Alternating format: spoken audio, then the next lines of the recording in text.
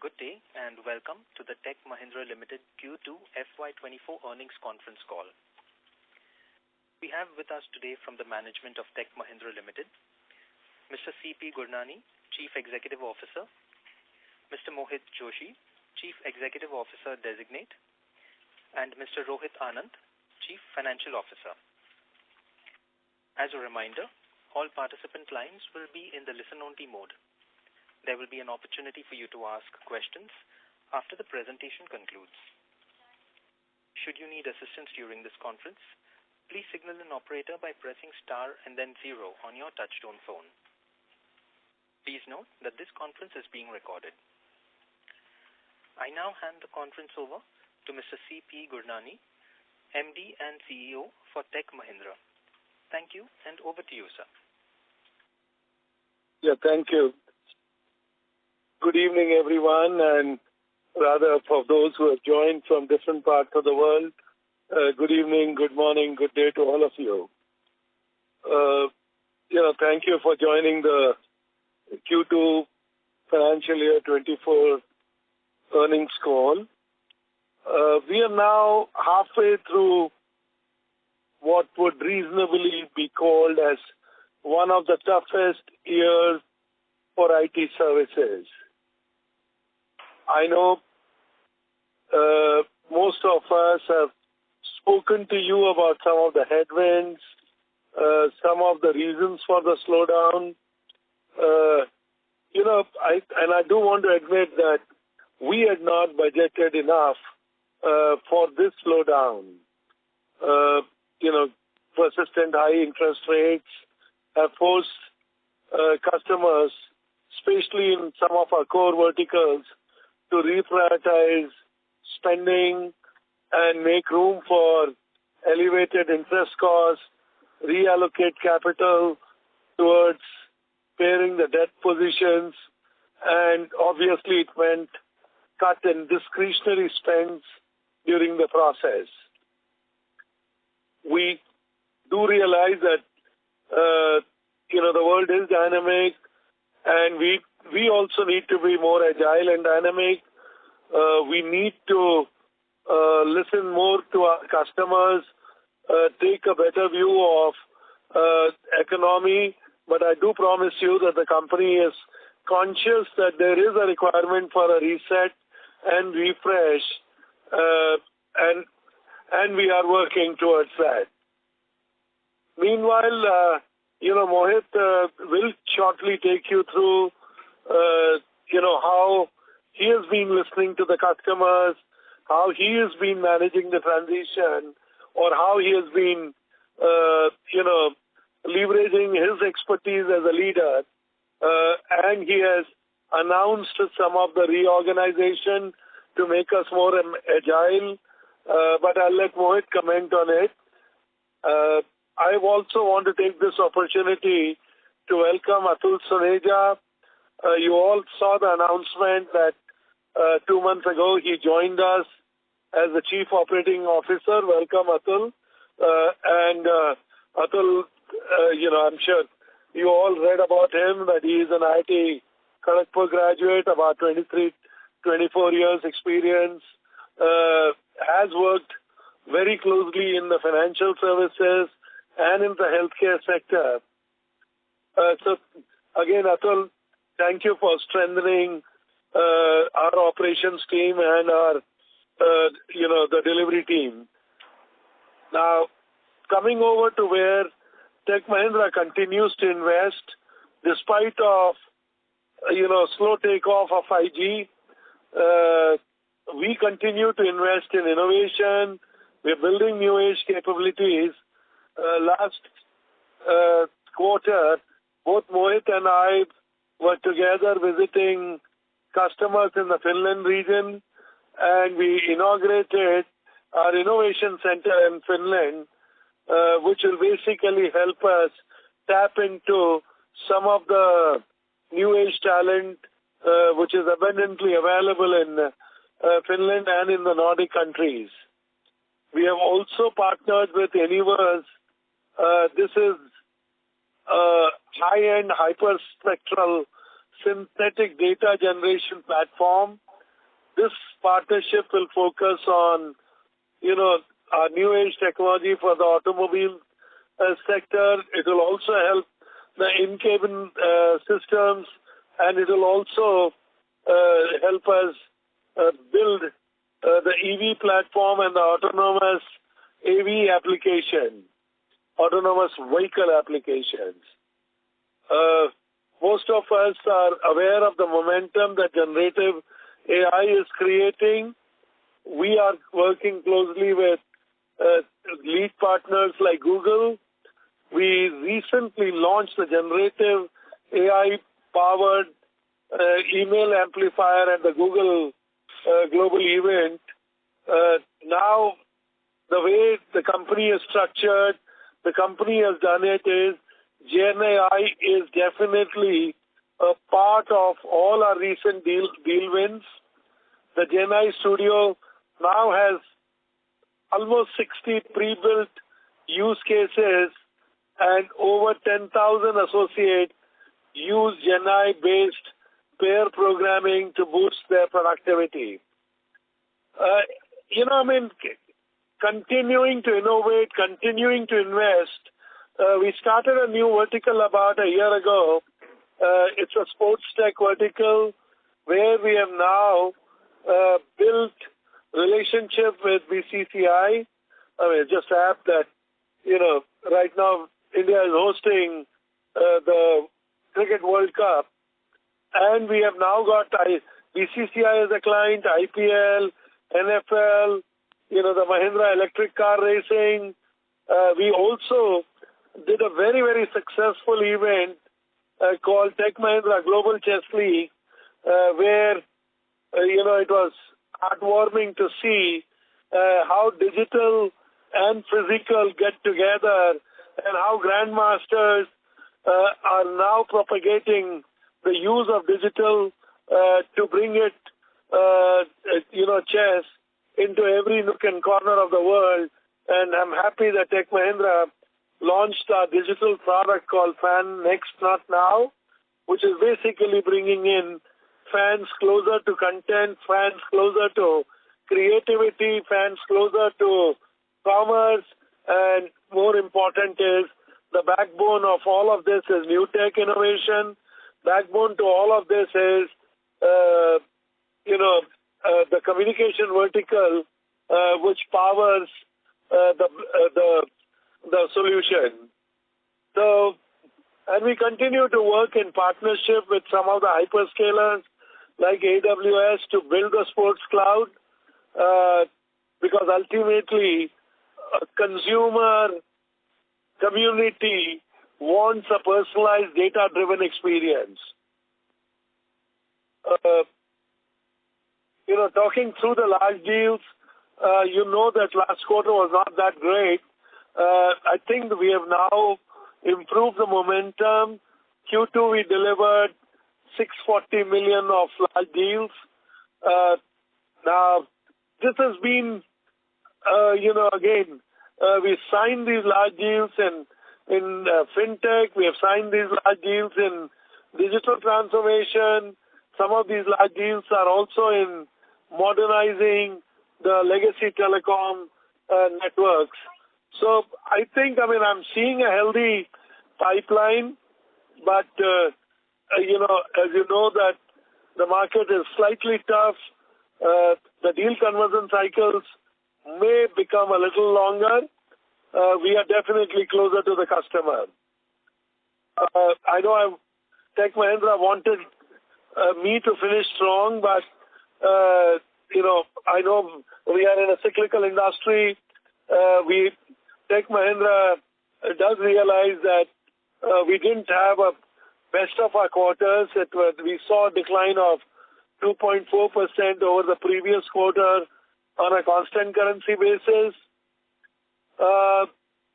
We are looking at, optimizing our services. Mohit will take us through more about his drive to, reduce dependence on some of the low-yield geographies, and also, prioritize few of the service offerings. Similarly, Rohit will help us with the numbers on the EBITDA. I can only say the board continues to be very, very confident about the reset at Tech Mahindra. The board has approved an interim dividend of rupees 12 per share because we all know that tough times do not last forever, and Tech Mahindra not only has a resilient management team, but now we have been enforced by Mohit and Atul Saneja joining. So, overall, I feel good about the company. I am definitely proud of our capabilities, proud of our multi-decade strong client relations, and even prouder of some of our team members because they are the core of the company, the relationships built over decades, and employees who are part of our strong fabric. So I can only tell you is that Tech Mahindra continuous investment in innovation, and now with Mohit, optimizing some of our organization structure and service offerings, I do feel confident. This is definitely the last time I am presenting the earnings to you. I cherish our friendship. I cherish the guidance that you've given me from time to time. I cherish the times when you have provoked me. I cherish the times when you have been a good shoulder for me to bounce ideas. I love the interaction that I've had with you. Thank you so much. And I know Tech Mahindra, particularly Mohit, will continue to get your coaching, guidance, affection, and more importantly, the cheer that Tech Mahindra and Mohit will read. Thank you again. Thank you so much. Over to you, Rohit, for the next few sessions. Thank you, CP. This is Mohit here. Before I pass it on to Rohit, as you've suggested, I'll just give a quick update on the proposed reorganization. And good evening to everyone on the call. As CP mentioned, CP and I have really been traveling across the world over the past 4 months, meeting our teams, meeting our customers, meeting our partners, for me to get a deeper understanding of the organization. And I think these set of meetings have been incredibly helpful. These perspectives and these feedbacks, I think, are going to be instrumental in refining our approach and in shaping the direction forward. I think from our customers, it is very clear that they want Tech Mahindra to be their transformation partner with deep expertise in key technologies in their business. They want us to focus and invest in their organization. I think in speaking with our teams, it's also clear that we have to work to improve our operational performance and to drive growth across all verticals, and then step up boldly on large deals. I think keeping in mind the above asks, we have proposed a new organization structure to help us grow further. This organization structure gets effective from the 1st of January. And essentially what we've tried to do is to streamline and simplify under 6 business units, 6 strategic business units, to foster deeper client intimacy. So these are our go-to-market business units. In the Americas, we have organized, geographically across industry verticals. So all of the Americas will now be split into 3 broad industry verticals. There is America Communications, that is headed by Abhishek Shankar. America's Tech and Media, headed by Harshul Asnani. And America's Diverse Industry Group, headed by CTL. In EMEA and APJ, the units will continue to be regional, with verticals coming together for better synergy. So we have an EMEA SBU headed by Vikram Nair, and we have an APJ SBU headed by Harshwinder Soin. We have also carved out India from APJ, as the market in India needs a different strategy. So if you've noticed, in EMEA and in APJ, we have consolidated our telecom and our non-telecom business. From a delivery perspective, we have verticalized delivery, and we have a total of 8 service lines. I think this consolidation and this centralization will help us, bring efficiencies and superior customer experience. This centralized structure, as CP mentioned, also will bring agility. It will foster innovation. and help us drive modernization at scale. I think it will also help us really improve our economics, given the consolidation that we're driving, continue to provide the same level of resilient service to our customers while being able to invest in service line innovation as well. Atul, as our Chief Operating Officer, will be at the helm of this centralized structure. Again, I think this new structure will help us double down our focus on our top client accounts. It will allow us to develop deeper domain expertise, especially in sectors where we have a tremendous right to win, like telecom, like manufacturing, and the emerging capabilities that we're building in BFSI, in healthcare, and in retail and logistics. We intend to go live with this new structure with effect from the 1st of January 2024 and are making all the relevant changes so that we can hit the ground running on the 1st of January. I will now hand it over to Rohit for detailing the financial performance for the quarter. Thanks, CP and Mohit. I'll just take everybody through the financial in detail. We ended the second quarter with revenue of US $1,555 million versus last quarter of 1,601 million, which is down 2.8% on a reported basis and on a constant currency basis by 2.4%. The CME decline was 4.9% and enterprise decline was 1.6%. Revenue in INR terms was 12,864 crores versus last quarter at 13,159 crores, which signifies a reduction of 2.2% QOQ. The decline in revenue reflects the market reality as there continues to be pressure on the discretionary services portfolio. Some of the revenue declines also attributable to the actions towards business rationalization in non-core areas, which we started in this quarter and will continue that action towards the next quarter. Large deal TCV win stands at $640 million, which was higher than the last quarter, getting back some momentum. We see the deal closure cycles continue to be elongated, while the pipeline for the second half looks healthy. The EBIT for the quarter is at $73 million, in INR terms 607 crores, versus last quarter at $108 million, in INR terms 891 crores. The EBIT margin is at 4.7%, a drop of 200 basis points versus last quarter. I'll talk about the drivers as we go forward. From a other income perspective, the number came in at $32 million versus $23 million last quarter. Forex gain or loss this time showed a marginal loss at 300K compared to a gain of 5 million last quarter. The effective tax rate for us came in a little lower due to some benefit on refunds at 17.9%. And PAT at $59 million. The net profit margin for the quarter stood at 3.8%. Our free cash flow for the quarter stood at $213 million, aided by improvements in our working capital cycle. The total hedge book for the quarter was at 2.5 billion, where we saw a mark-to-market gain of 20 million in the quarter. 7 million of that was taken to the P&L as per accounting standards, and the rest 13 million went to the reserves into the balance sheet. We had cash and cash equivalent of 784 million in INR terms 6,515 crores as of end of the quarter. In line with that, the board has approved an interim dividend of INR 12 rupees per share, which we've announced in this current quarter.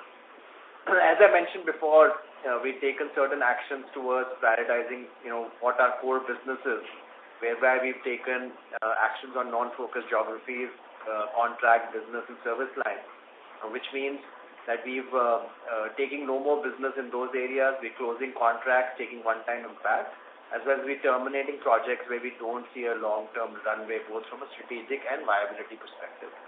After adjusting for these exceptional items, we see operating margins decline at around 7.3% versus the last quarter of 8.6%.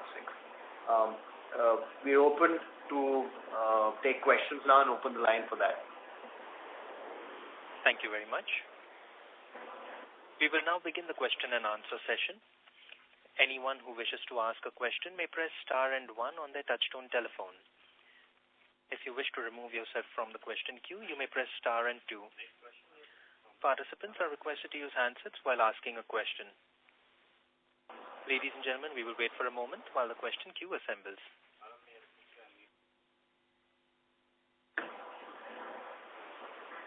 The first question is from the line of Kumar Rakesh from BNP Paribas. Please go ahead. Hi, good evening. Thank you for taking my question. Best wishes, CP. It has been a pleasure interacting with you over the years. My first question was, Mohit, you talked about the reorganization and the focus that it brings on the agility as well as doubling down on the client accounts. From vertical and service line perspective, what the new reorganization focus would be driving towards? Sure. So I think, look, from a service line perspective, we're very focused on three things. We're very focused on resilience, so ensuring that the service quality that we provide to our customers does not deteriorate. That is something that TechM has been known for, and I want to make sure that we retain that. It is also very focused on service line innovation. We want to make sure that each and every single service line where we have capabilities is in the leader quadrant. And finally, it is very focused on improving the economics of the business, right? So these are the three objectives from a delivery perspective. From a sales perspective, the reorganization will help drive greater customer intimacy. It will help drive a greater focus on must-have accounts and on our largest customers. And I believe it positions us better from a large deal perspective. By bringing together our telecom and our non-telecom businesses in markets like Europe and in APJ, I believe it will give us greater heft. And by moving towards a vertical model within our largest geography, which is the Americas, I feel it will give us a greater degree of domain expertise. So these are some of the objectives that we're looking to drive from the reorganization. But like I said, it will help us improve the economics of our business and drive greater revenue growth. Thanks, Mohit, for that. A request if you could have a session arranged in which we can go a bit detail around the reorg and your plans over the next 2-3 years at a time convenient to you would be really helpful. Rohit, my second question was for Rohit. So you talked about the business rationalization which continued in this quarter as well. Once we are done with that, and you said that we'll have some of it in third quarter as well. Once we are done with that, how should we assess the benefit of this rationalization exercise? Will the growth for the same business should be better, or the margin profile improves, or our DSOs improve? So from a tangible perspective, where should we be looking at the benefit out of this exercise?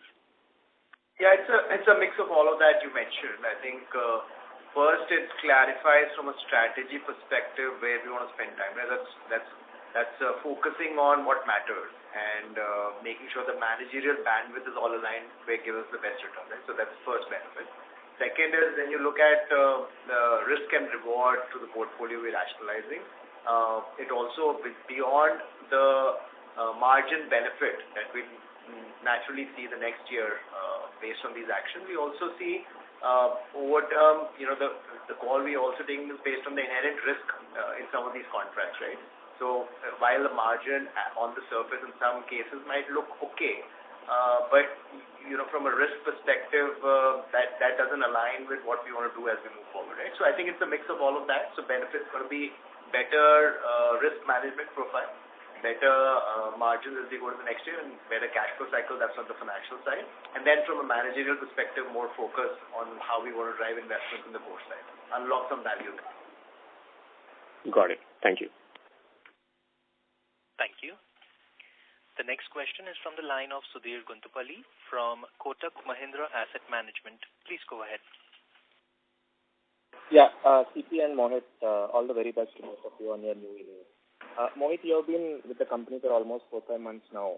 When you analyze the portfolio and conceptualize the new organization structure, what is the growth and profitability level that you are targeting over the medium term? Not asking for a guidance, but if you can give a color on what your medium-term aspirations are, that will be helpful. Sure. So look, I think a couple of things, right? One is that we are very much still in transition mode. It is now more than halfway through the transition period, but I take over the reins from CP only on the 20th of December. Like I shared earlier in the call, we have put together a new organization structure. We are also redefining KPIs. We are changing many of the policies within the organization. And we are looking to get the team in the new organization structure to think about the numbers that we hope to deliver in the future. So to that, to that end, I think we will be ready sometime in April to come to you with 3 sets of plans, right? There is a plan for margins that we will be sharing with you, which is what do we think is the sustainable medium to long-term margins from a TechM perspective, how are we thinking about reshaping our pyramid, how are we thinking about the drivers from an automation perspective, from a subcon perspective, from a integration of the acquired entities perspective. We'll be bringing a plan for revenue, how are we thinking about our geo mix, our vertical mix, our account growth strategies, our account hunting strategies, our large deal strategies, our new service line strategies. And we'll be bringing a plan for the organization, right? How are we thinking about the, learning within the organization, tighter alignment with the M&M group? How are we thinking about, how we work with our ecosystem of partners and influencers? So these are the plans that we'll be coming back to you with, but in April. And hopefully, between January and April, we can provide you greater color. But it's way too early for me to be able to provide you with a short-term guidance on margins. But if you look at the org structure we've announced and you look at the focus that we have on service and innovation and on margins, hopefully it gives you a sense of the way forward. Got it, Mohit. Thanks, and all the very best. Thank you. The next question is from the line of Sandeep Shah from Equirus Securities. Please go ahead. Yeah, thanks for the opportunity. Rohit, the first question is the rationalization of business has started way back in FY2023, and it looks like it has been restarted again starting from this quarter, which may continue in the third quarter as well. But it doesn't actually yielding any result in terms of the margins. So when do you expect some benefits in the margin? It may start from the fourth quarter of this financial year or next financial year as a whole. And also a question to Mohit, in terms of whatever reorg plan which you have announced, I do agree the more details would be given in the month of April. But can you throw some color? What are your aspirations in terms of the growth and the minimum level of margins which you are comfortable with such a big reform or reset which we are planning in the organization? Yeah.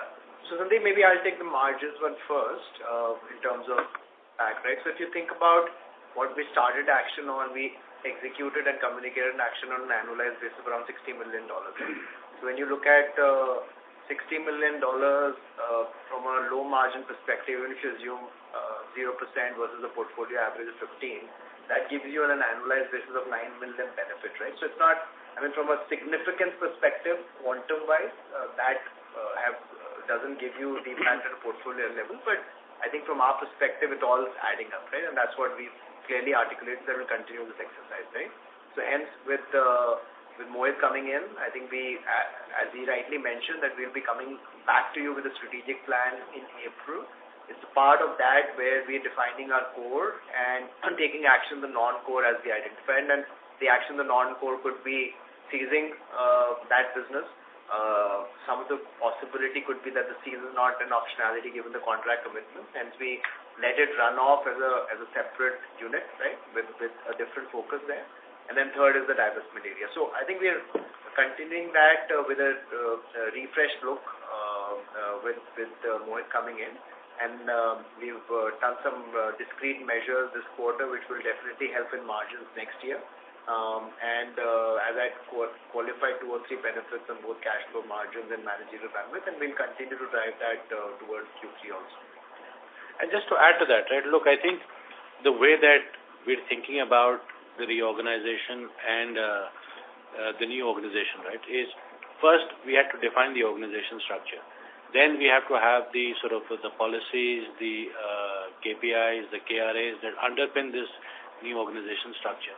Then we have to have these teams come back together and think about, what we're going to do from a revenue acceleration perspective, what we're going to do from an organizational capability perspective and from a margin perspective. Once these plans have been built, they have to be tested internally, and only then do I want to share them with you. Otherwise, these will not be credible plans, right? So please understand when I say that we are using this time to build a credible plan. We already have an organization structure that we're going to live with for many, many years, to build these plans, to test these plans thoroughly before we bring them to you, so that it has a very high degree of credibility when you receive them. Okay. Just follow up, Mohit. The inherent nature of Tech Mahindra's business is 40% of the revenue comes out of communication, which is more cyclical. So how do you deal with that? Because that has been a hurdle for Tech Mahindra in terms of its growth not in line with the industry because of the portfolio mix, which is more skewed towards communication, which is more cyclical. So how will you plan to deal with that? Sure. So look, I think, telecom is while telecom, I agree, is a cyclical vertical, but telecom has been a good vertical from a tech-M perspective, and many of the capabilities that we have built in telecom, we are taking to other sectors as well through our network services, service line. Also, telecom is now less than 40% of our overall revenue. We also have deep inherent strengths in manufacturing, because of the M&M association and because of the very long presence we've had in the auto, aero, and the discrete manufacturing space. We also have emerging strengths in BFSI, healthcare. But this is the exact portfolio mix that we're thinking about and testing it to make sure that in different sort of scenarios, right, high growth, medium growth, no growth, we're still able to come back to you with a credible plan on margins. So that's what we're working on. I do want to underscore, though, that there is no intention, for us to deprioritize our telecom or our manufacturing heritage. I absolutely want to make sure that it is the centerpiece of the new Tech-M as well. Okay. And Rohit, last question. Is it fair to assume Q3 could be the last quarter where we may clean up the non-core revenues and there could be one-timers in terms of the cost and margin? And fourth quarter could be the start of a clean slate in terms of performance? Yeah, Sandeep, that's the intent. But some of these actions you would appreciate are dependent on customer interactions and other dependencies. So while the intent is in that direction, but we'll keep you posted how we pace on that so that you're aligned on anything that changes there versus the current assumption. Okay. Thanks and all the best. Thank you. Thank you. The next question is from the line of Nitin Padmanabhan from Investec. Please go ahead. Yeah, hi, good evening. Thanks for the opportunity. Rohit, had a question on the absolute employee cost. I think over the last 4 quarters on an absolute basis, this is up almost at a 3.5% CQGR, while revenues have declined. Even the absolute employee count has also gone down. So if you could give some context there, that'll be very helpful.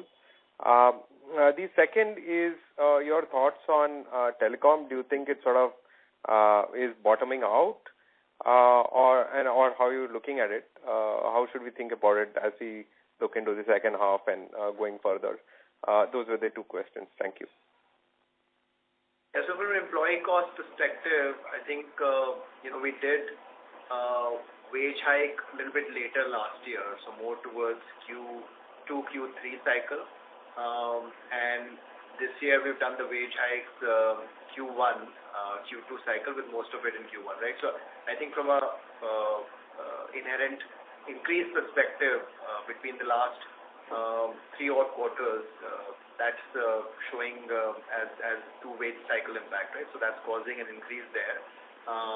We are in the current quarter, while the impact is minimal, we've also started, as a part of a long-term strategy, investing in freshers from a long-term view of pyramid correction. So that, while not a big cost item, will continue as a long-term measure for us, which will be an investment for few quarters before we start seeing the return there, right? So that's kind of the drivers there in terms of employee cost increase. From a telecom perspective, I don't know, Mohit, if you want to add based on the discussions you've had with the customers. I think maybe quick view is when we look at our customer discussions and the geographies we are operating in, we don't see a dramatic uptick into the second half versus the first.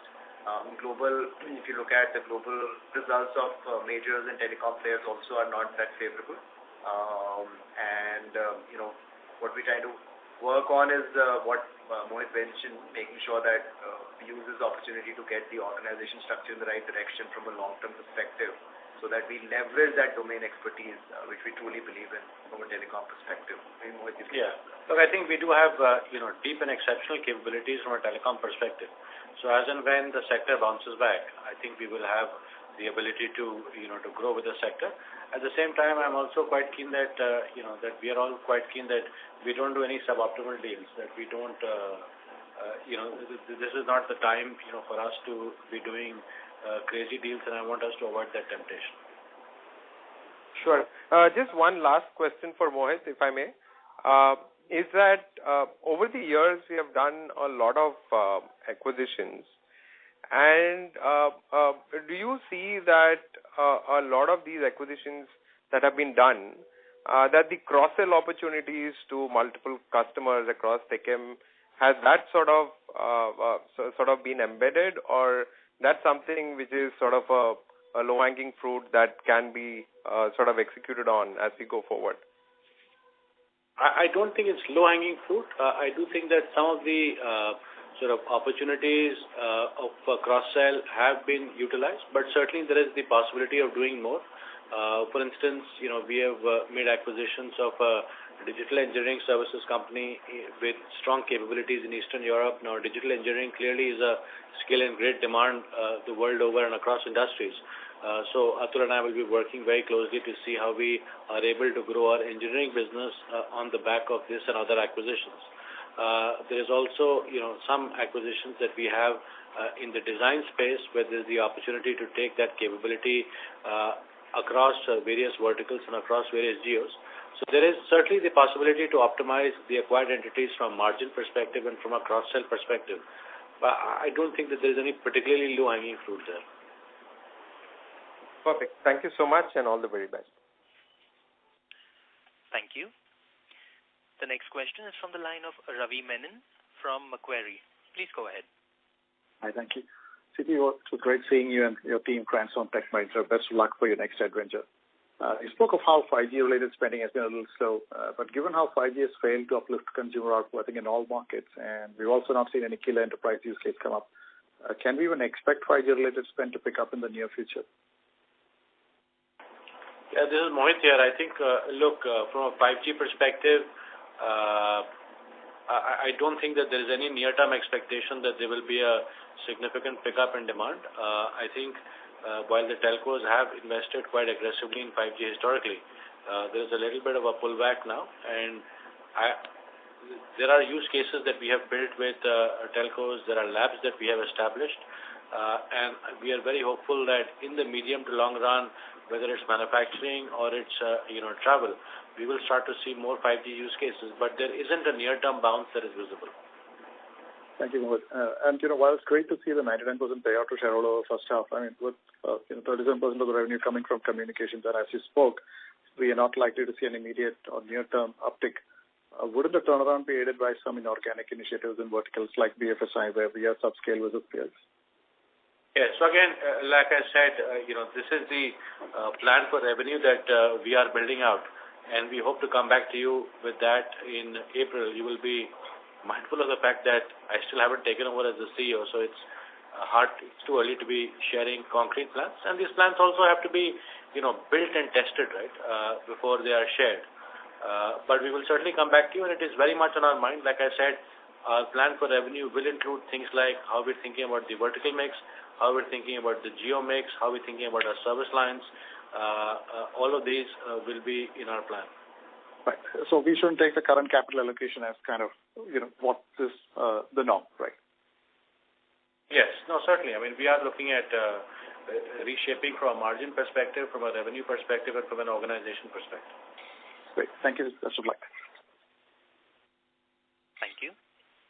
The next question is from the line of Gaurav Rateria from Morgan Stanley. Please go ahead. Hi, thanks for taking my question. Firstly, all the best to CP for future. Two questions. On the margin profile, I understand that you'll be sharing your plan in April, but just trying to understand based on your experience so far, what are the key levers that will help you to bridge that gap and attain the steady-state margins? Well, I think the levers are pretty much the same that you would have for any player in our space, right? So there is the pyramid that we're looking at, and therefore, for the pyramid specifically, what is our average resource cost, both offshore and in all the geographies in which we operate. We are looking at a service line mix because certain service lines like digital product engineering, for instance, have a higher higher realization than service assurance, for instance. We are looking at the acquired entities and the profitability of these acquired entities. We are looking at the productivity that we can drive in our fixed price portfolio using automation. We are looking at our head-to-tail ratio or the span of control that we have within the organization. We are looking at the level of subcontracting that we have. These are the broad areas we're looking at. To be candid, I don't think that there is very much from an SG&A perspective, but these are the broad lines we're looking at when we talk about the margin expansion program. And we will be sharing the details with you as we build and test our plan. All right. Last question. On the large deals, can you specify what initiatives are you taking and what would be the sweet spot for Tech Mahindra? Thank you. Yeah, look, so from a large deal perspective, first of all, I just want to underscore that TechM actually has been extremely successful in large deals historically, right? It's one of the first companies in the space to actually do billion-dollar deals, well ahead of many of our larger peers. So there is a lot of expertise within TechM in commercially structuring, but also in delivering successfully on large deals, right? We have created a large deals capability within each of the SBUs. Because the SBUs at the end of the day manage the accounts. We're also looking at creating a large deal capacity centrally. And the central large deal capacity will essentially be, deal directors and deal advisors, building relationships with the various deal advisors, but also identifying patterns, right? Are these digital transformation deals? Are these cost takeout deals? Are these Gen AI-led deals? Are these cloud and infrastructure deals? So that we can then take these patterns across multiple deals to multiple clients. So that's how we're thinking about large deals. I want to make sure that while obviously we do our best to win large deals, that we don't go, that at the end of the day, we have a certain margin aspiration that we want to build. And so therefore, we'll be guided by that as we shape our large deals structure. Thank you. Thank you. We have the next question from the line of Rishi Junjunwala from IIFL Institutional Equities. Please go ahead. Yeah, thanks for the opportunity. Just a couple of questions. Firstly, if you just look at our top 5 clients' revenues, right? So in the last 6 quarters, they are down almost 30%. So just wanted to understand, what is the nature of ramp down, given that these were, being the top 5 clients would be large and fairly long relationships that we would have had, and I'm assuming the budgets wouldn't be down by that amount. So have we lost wallet share there? Yeah, so few impact, Rishi. I think in one of the maybe 3 or 4 I'll articulate. One the rationalization that we did was within one of the top customers where we had a particular area that was non-strategic, non-core, agreed with the customer, and we kind of took it out. So that was kind of non-value added for them and for us. So it's kind of a pass-through, if you will. So that caused a 15 million a quarter impact, right? So that was part of the top list. Second, we see, as you know, a lot of our top customers are also from comp space. So there we mentioned in our narrative over the last 3-4 quarters that one of our top customers is going through a downward spend pattern, and that has impacted us negatively. So that's the second driver that's caused a reduction in the top account. And then, between, if you just kind of normalize these two and where we can share specific walk with you, outside of that is going to be all in average with the discretionary spend that we've seen go down. Understood. And just secondly on the margin side, right? So the last 2 quarters have seen about 650 bips of margin decline. Just if you can quantify how much of that was purely led by all the restructuring efforts that you would have done either on the customer or on the employee side, And, any kind of, visibility in terms of reversal of those, in the time period in which you can, and I'm just talking about these one-off expenses, right? So I'm assuming there should be some visibility around that will help. Thank you. Yeah, sure. So I think from a last quarter perspective, we reported a number of 6.8%. In that, we had broadly 2% one-time impact due to mainly due to a customer bankruptcy, right? That we had to take a charge. So that gives you a normalized view closer to 8.7, 8.8%,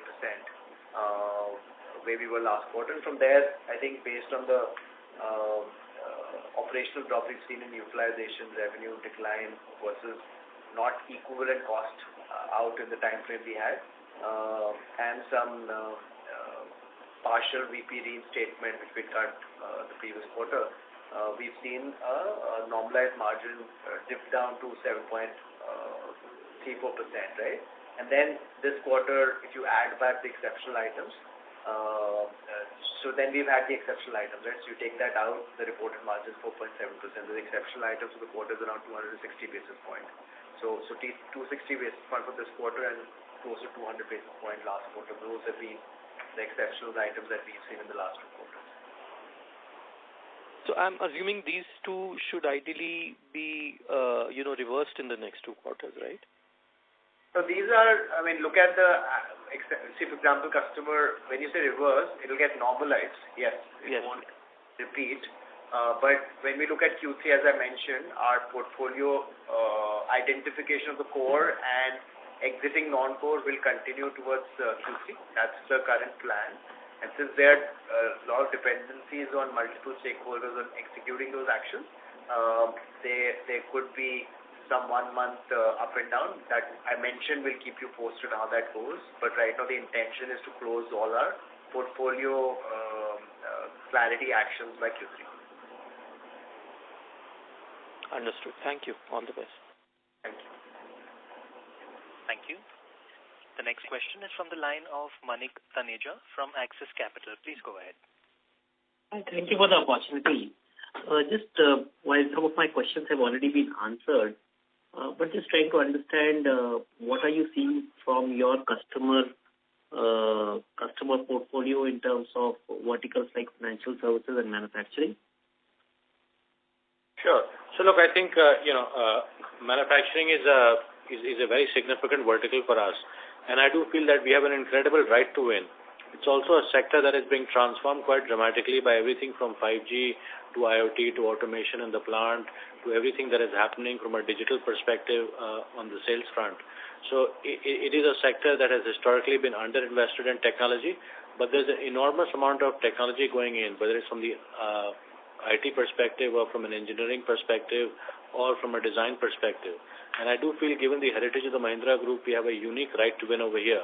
This is also a sector where, despite the slowdown and despite the downturn, we have seen growth across Europe and across the US. So I am very bullish about our long-term opportunities in the sector, especially as we tie in more closely with the Mahindra Group as well. On the BFSI side, our presence is a little bit more scattered. I think we have a deep presence in insurance in the US and in Europe, and that is something that we will look to build. We've also had an incredible amount of success in insurance across the Americas and Europe. On the banking side, I think our presence is more limited.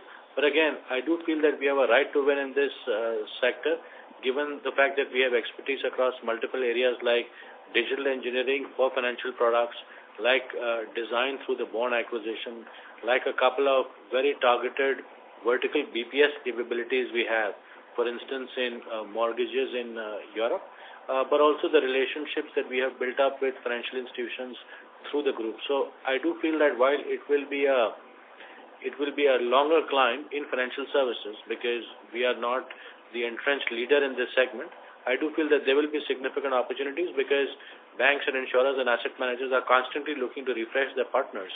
And I do feel that we have the opportunity to dig in deeper into our existing clients and to get new clients. Sure. And one clarification question, like this year we've had these restructuring costs, the transition that's happening in the organization. But should some of these efforts continue into next year as well, or next year should be a year of margin expansion, especially given the fact that we've had much higher margin aspirations in the past, but we've always disappointed on that front. Just trying to understand if FY25 should be a year of margin improvement or not. Yes, absolutely. For sure. Sure. Thank you and all the best for the future. Thank you. The next question is from the line of Vibhor Singhal from Nuvama Equities. Please go ahead. Yeah, hi. Thanks for taking my question. So, Rohit, my question is on the margins again. Two parts to the margin breakup that you gave. You mentioned there was a 200 basis point exceptional item last quarter. This was related to a client bankruptcy, and around 260 basis point in this quarter. So what was this 260 basis point in this quarter related to? I mean, is it that we are shutting down some subsidiaries? Is it some severance packages that we are giving, or some penalty that we are paying for some contract termination? It would be very helpful if you could just broadly classify, if not with the numbers, just with the heads as to what exactly does this 260 basis point compose of. And then I have a follow-up question. Yeah, sure. So it's some of that you mentioned. It is broadly we decided not to take any more business in certain category of geographies, type of customers / business line. That's one where we've said no to that business or said strategically doesn't fit in. We've closed contracts based on the similar outline where they don't fit us from a long-term perspective, taking one-time closure impacts, and similar to that where we could terminate. We've taken those terminations as well. So that's where it is. And in some cases, we've also isolated those as separate runoff portfolio, right? So I think those are the impacts we've taken in the quarter. And would it also have some severance pay of maybe people who have left or have been asked to leave? Not right now in the current action set. As we continue to outline our focus areas moving forward, there are areas where we think we don't have a viable divestment case, and we stop those businesses and have some restructuring or severance impact that could be a part of the next cycle of action. Next couple of quarters maybe. No, I mean trying to get it towards the next quarter, but okay. As I mentioned, given the dependencies, regulatory, other aspects, if there's an overflow, we'll let that communication flow through to you guys. Got it. And my second question is that this takes care of the one-time impact in Q1 and Q2. Now, adjusting for that, our margins in this quarter is 7.3%, which is almost 400 basis points down in the last couple of quarters. So what is the reason for this core margins, excluding the exceptional items, to be down by 400 basis points? Yeah, I mean, revenue is definitely under pressure, right? So that continues to be a big driver. If you see, that's number one. Second, we've had, while we've taken a call from a long-term perspective to continue our regular wage cycle, so that's also added to a cost from a quarter one, quarter two perspective. When we look at actions from an operational perspective, while some of them have been executed well, you can see that in the subcon line item over the last 3-4 quarters, we've continued to play that out. The headwind that we've seen on some of these items have led to a gap versus the improvement that's visible, right? So that's kind of broadly where it is. As we look into the future, into the second half, our view is the revenue will continue to be under pressure while the deal wins have come into momentum. So hence our cost and relevant actions have to be in line with that. And also as we think about the next year and the baseline around the core business that we continue to maintain, what's going to be the right set of growth numbers, and in accordance with that, our cost alignment to make those actions happen. And that's the plan that we will share with you as we move forward. Got it. Great. Thank you so much for taking my questions and wish you all the best. Thank you. Ladies and gentlemen, we will take that as a last question for today. I would now like to hand the conference over to Mr. Mohit Joshi, CEO Designate, for closing comments. Over to you, sir. Well, thank you all again. I just wanted to end by, first of all, thanking CP because this is his last investor call, thanking him for his leadership through the past many years in guiding TechM to its relevance today. So thank you, CP. Also, from a TechM perspective, while there are obviously near-term challenges, I'm very enthused about the medium to long-term prospects of our business, given the depth of client relationships, given the outstanding talent that we have, and given the incredible support that we have from a very successful group, the Mahindra Group. I'm very optimistic about the long-term potential of the business and look forward to sharing the plans that we'd mentioned, a plan for revenue, a plan for the organization, and a plan for margins with you over the next few months. So thank you and speak to you soon. Thank you. On behalf of Tech Mahindra Limited, that concludes this conference. Thank you all for joining us. You may now disconnect your lines.